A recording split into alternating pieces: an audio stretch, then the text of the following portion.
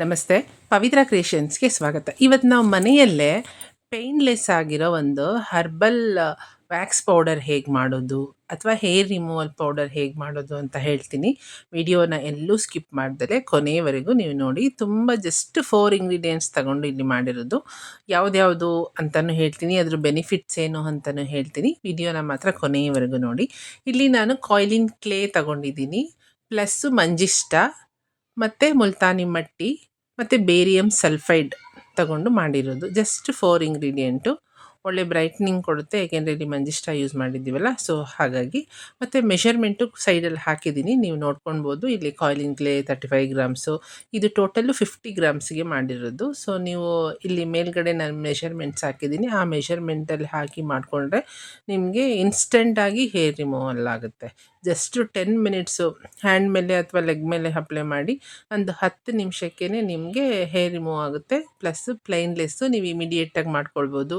Suppose ನೀವೆಲ್ಲಾದರೂ ಫಂಕ್ಷನ್ಸ್ಗೆ ಹೋಗಬೇಕು, hair remove ಮಾಡಬೇಕು, ಪಾರ್ಲರಿಗೆ ಹೋಗೋಕ್ಕೆ ಟೈಮ್ ಇರಲ್ಲ, ಮತ್ತು ಪೇನ್ಲೆಸ್ಗೆ ಹೋಗೋಕ್ಕೆ ಇಷ್ಟ ಇರಲ್ಲ ಅಂಥವರು ಈ ಥರ ಪೌಡರ್ನ ಮಾಡಿ ಇಟ್ಕೊಂಡು ನಿಮಗೆ ಬೇಕಾದಾಗ ಇದನ್ನು ರೋಸ್ ವಾಟರು ಅಥವಾ ನಾರ್ಮಲ್ ವಾಟರಲ್ಲಿ ಮಿಕ್ಸ್ ಮಾಡಿಕೊಂಡು ಹಚ್ಕೊಂಡು ಯೂಸ್ ಮಾಡ್ಬೋದು. ಅದು ಹೇಗೆ ಅನ್ನೋದು ಕೂಡ ಈ ವಿಡಿಯೋದಲ್ಲಿ ನಾನು ನಿಮಗೆ ಮುಂದೆ ತೋರಿಸ್ತೀನಿ. ಮತ್ತು ನಾನು ಯಾಕೆ ಈ ಹರ್ಬ್ಸ್ನೇ ಸೆಲೆಕ್ಟ್ ಮಾಡಿದ್ದೀನಿ, ಇದ್ರದ್ದು ಬೆನಿಫಿಟ್ಸ್ ಏನಂತನೂ ನಾನು ನಿಮಗೆ ಹೇಳ್ತೀನಿ.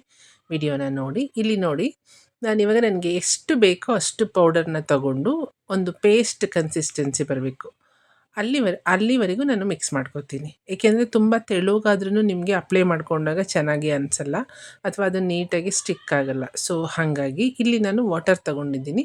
ನಿಮ್ಮ ಹತ್ರ ರೋಸ್ ವಾಟರ್ ಇದ್ದರೆ ರೋಸ್ ವಾಟರ್ ತೊಗೋಬೋದು ಫಾರ್ ಬೆಸ್ಟ್ ರಿಸಲ್ಟು. ಇಲ್ಲಿ ನಿಮಗೆ ಕಾಯಿಲಿನ್ ಕ್ಲೇ ಮತ್ತು ಮುಲ್ತಾನಿ ಮಟ್ಟಿ ಮತ್ತು ನಿಮಗೆ ಮಂಜಿಷ್ಟ ಒಳ್ಳೆ ಸ್ಕಿನ್ ಬ್ರೈಟನಿಂಗ್ ಮಾಡುತ್ತೆ. ಹಾಗಾಗಿ ಈ ಕಾಂಬಿನೇಷನ್ಸಲ್ಲಿ ತೊಗೊಂಡಿದ್ದೀನಿ. ನೀವು ಬೇಕಾದರೆ ಬೇರೆ ಪೌಡರ್ಗಳನ್ನು ಸೆಲೆಕ್ಟ್ ಮಾಡ್ಕೋಬೋದು. ಇಲ್ಲ ನಾನೇನು ಮೆಷರ್ಮೆಂಟ್ ಕೊಟ್ಟಿದ್ದೀನಿ ಆ ಮೆಷರ್ಮೆಂಟಲ್ಲೇ ನೀವು ಮಾಡ್ಕೊಳ್ಬೋದು. ಬಟ್ ಪೇಸ್ಟ್ ಕನ್ಸಿಸ್ಟೆನ್ಸಿ ಬರಬೇಕು, ತುಂಬ ತೆಳುಗೂ ಇರಬಾರ್ದು, ಇದು ತುಂಬ ಗಟ್ಟಿಗೂ ಇರಬಾರ್ದು.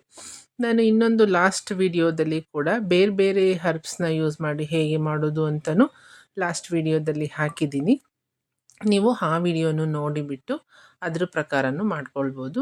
ಸೊ ಇಲ್ಲಾಂದರೆ ಕಾಯಿಲಿನ್ ಕ್ಲೇ ಅಂದರೆ ಇದೊಂದು ಕ್ಲೇ ಅಂದರೆ ಮಣ್ಣು ಅಂತ ಹೇಳಿಬಿಟ್ಟು ಇದು ನಿಮಗೆ ಇಂಪ್ಯೂರಿಟೀಸ್ನ ತೆಗೆದು ಹಾಕುತ್ತೆ ಸ್ಕಿನ್ನಲ್ಲಿ. ಸೊ ಹಾಗಾಗಿ ಚೆನ್ನಾಗಿ ಅನಿಸುತ್ತೆ ಈ ಥರ ವ್ಯಾಕ್ಸ್ ಪೌಡರ್ನ ನೀವು ಮಾಡ್ಕೊಂಡು ಯೂಸ್ ಮಾಡೋದ್ರಿಂದ. ಮಂಜಿಷ್ಟ ಮತ್ತು ಮುಲ್ತಾನಿ ಮಟ್ಟಿ ನಿಮಗೆ ಬ್ರೈಟನಿಂಗ್ ಮಾಡುತ್ತೆ ಸ್ಕಿನ್ನನ್ನು. ಬೇರಿಯಮ್ ಸಲ್ಫೈಟ್ ಯಾಕೆ ಯೂಸ್ ಮಾಡಿರೋದು ಅಂದರೆ ಇದು ನಿಮಗೆ ಕೂದಲನ್ನ ರಿಮೂವ್ ಮಾಡೋಕ್ಕೆ ಹೆಲ್ಪ್ ಮಾಡುತ್ತೆ. ಇದು ನಾನ್ ಆರ್ಗ್ಯಾನಿಕ್ ಕಾಂಪೌಂಡು, ಬಟ್ ಸ್ಟಿಲ್ ನೀವು ಯೂಸ್ ಮಾಡ್ಬೋದು ಒಂದು ಪರ್ಸೆಂಟೇಜಲ್ಲಿ, ಅದಕ್ಕಿಂತ ಹೆಚ್ಚಿಗೆ ಯೂಸ್ ಮಾಡಬಾರ್ದು. ಸೊ ಆವಾಗ ನಿಮಗೆ ಇರಿಟೇಷನ್ಸ್ ಎಲ್ಲ ಆಗಲ್ಲ. ನಾನೇನು ಮೆಷರ್ಮೆಂಟಲ್ಲಿ ಕೊಟ್ಟಿದ್ದೀನಿ ಆ ಮೆಷರ್ಮೆಂಟಲ್ಲಿ ಮಾಡಿಕೊಂಡಾಗ ನಿಮಗೆ ಸ್ಕಿನ್ ಸೇಫ್ ಇರುತ್ತೆ. ಸೊ ಹಾಗಾಗಿ ಅದೇ ಮೆಷರ್ಮೆಂಟ್ನ ಫಾಲೋ ಮಾಡಿ. ನೋಡಿ ಇಲ್ಲಿ ನಾನು ಡಿಸ್ಪ್ಲೇಯಲ್ಲಿ ತೋರಿಸ್ತಾ ಇದ್ದೀನಲ್ಲ, ಈ ಪೇಸ್ಟ್ ಕನ್ಸಿಸ್ಟೆನ್ಸಿ ಬಂದಾಗ ನೀವು ಹೇಗೆ ಅಪ್ಲೈ ಮಾಡಬೇಕು ಅಂದರೆ ಇದನ್ನು ನಿಮ್ಮ ಕೂದಲು ಹೇಗೆ ಬೆಳೆದಿರುತ್ತೆ ಹಾಗೆ ಅಪ್ವರ್ಡ್ಸಿಂದ ಡೌನ್ವರ್ಡ್ಸ್, ಅಂದರೆ ಕೂದಲು ಹೇಗೆ ಬೆಳೆದಿರುತ್ತೆ ಹಾಗೇ ಅಪ್ಲೈ ಮಾಡಬೇಕು. ಅಪ್ಲೈ ಮಾಡಿ 10ರಿಂದ 15 ನಿಮಿಷ ಬಿಡಿ, ಆವಾಗ ಇದು ಡ್ರೈ ಆಗುತ್ತೆ.